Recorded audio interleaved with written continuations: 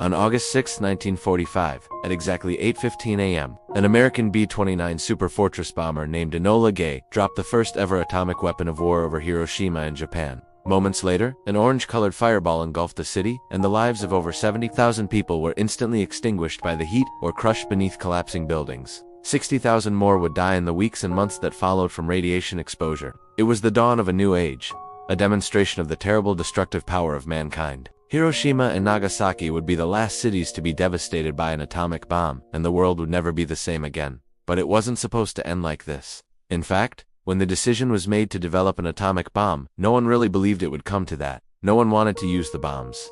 Even those directly involved in the Manhattan Project admitted they hoped the weapons would prove unnecessary. But now, here we are. So why did they decide to drop the bombs? And what did the Japanese public think when they saw the mushroom cloud over their cities? Well, if you're interested in learning more about these pivotal moments in history, stay tuned for our mini-series.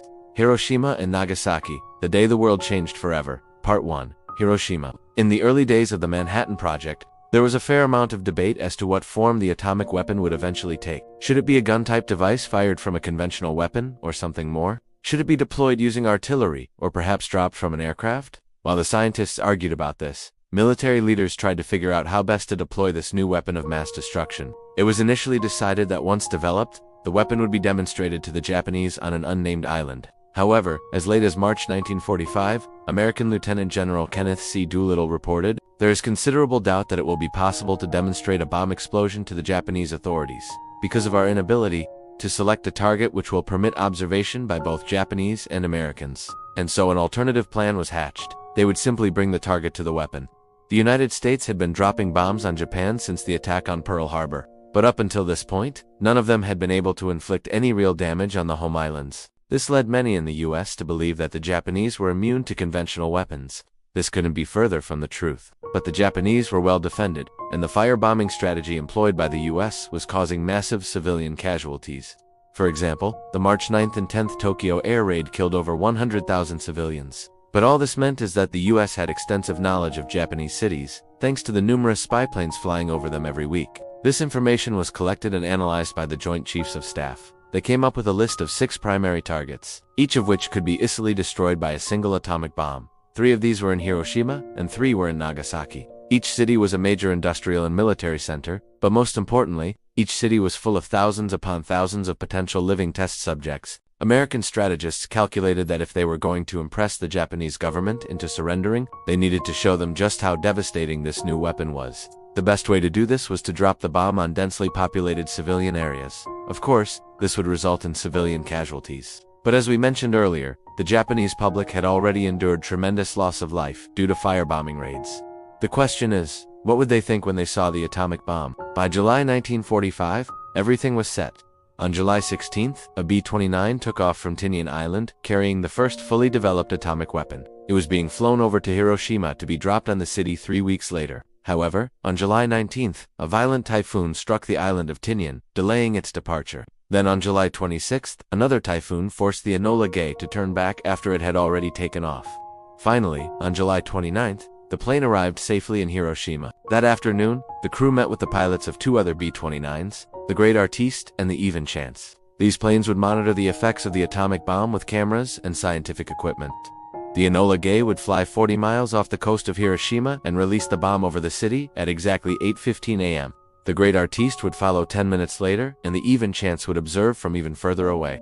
However, that night, thick clouds were reported over Hiroshima and the mission was postponed yet again. The next morning, the weather forecast predicted clear skies, and Captain William Parsons, who was piloting the Enola Gay, knew he only had one chance to complete the mission. If the weather held, then he would have to drop the bomb immediately when he reached Hiroshima. He radioed his crew. Men, we're in business.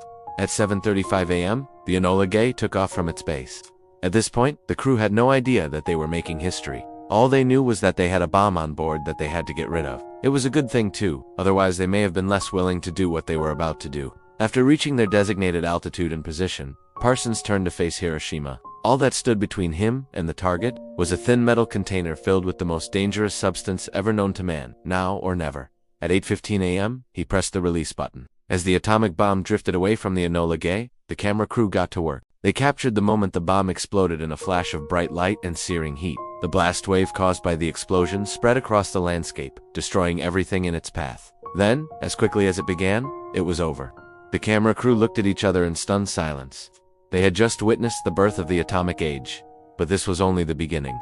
In the weeks and months that followed, the full force of the Hiroshima atomic bomb would be felt. Over 70,000 people died either from the heat or the collapse of buildings. Another 60,000 were exposed to fatal levels of radiation and would die later from radiation poisoning and cancer. Hiroshima would never be the same again. But what did the Japanese think when they saw the mushroom cloud rising above their city?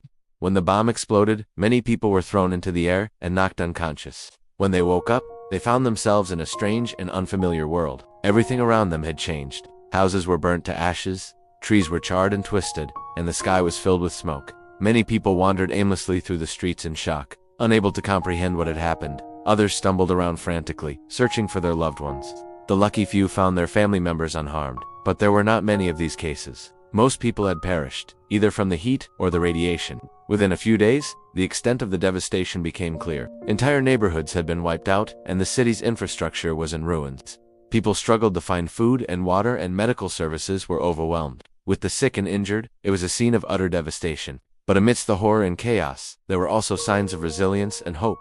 People began to come together to help one another, and the city's leaders started to organize relief efforts. Although the physical scars of the bombing remained for years, the people of Hiroshima showed remarkable strength and determination in rebuilding their lives and their city. Thank you for watching Hiroshima. To watch Part 2, Nagasaki, click on the link provided.